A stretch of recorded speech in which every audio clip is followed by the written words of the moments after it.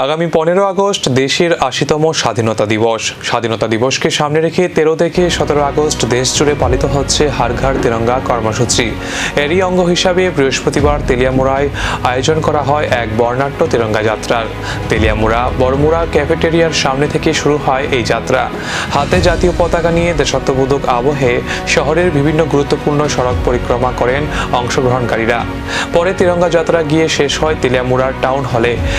এই দিনের এই কর্মসূচিতে বিভিন্ন বিদ্যালয়ের ছাত্রছাত্রী, শিক্ষক শিক্ষিকা, আশাকর্মী, রাজনৈতিক নেতৃত্ব সহ বিভিন্ন অংশের মানুষ স্বতঃস্ফূর্তভাবে অংশগ্রহণ করেন।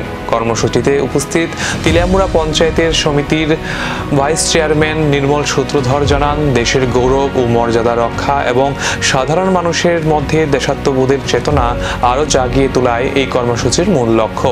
তিরঙ্গা যাত্রাকে ঘিরে এদিন তেলিয়ামুড়ার রাজপথে তৈরি হয় উৎসবমুখর পরিবেশ। স্বাধীনতা দিবসের আগে এই স্বতঃস্ফূর্ত অংশগ্রহণ যেন আরও একবার তুলে ধরল দেশপ্রেমের আবেগ।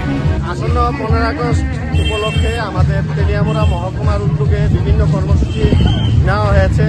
এর একটি অঙ্গ এই র্যালির মাধ্যমে দেশাত্মবোধ জাগানোর জন্য আমাদের ছাত্রছাত্রীদের নিয়ে এবং তেলিয়ামুড়ার বিশিষ্ট ব্যক্তিত্বরা যারা রয়েছেন তাদেরকে নিয়ে সরকারিভাবে এই র্যালি করা হচ্ছে।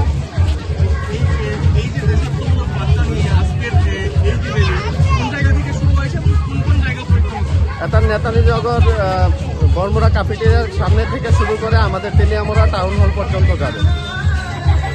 এই বিষয়টা নিয়ে রাষ্ট্রবাসী এবং দেশবাসীর সামনে কি বার্তা থাকবে তেলিয়ামুড়ার?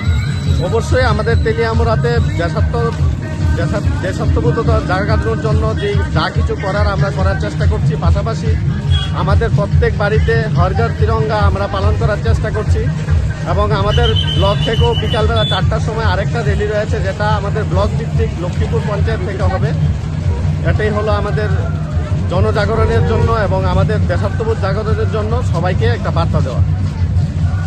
পতাকার রঙে রাঙা তেলিয়ামুড়া, স্বাধীনতার আবহে আরও কতটা জমবে উদযাপন, অপেক্ষা এখন 15 আগস্টের।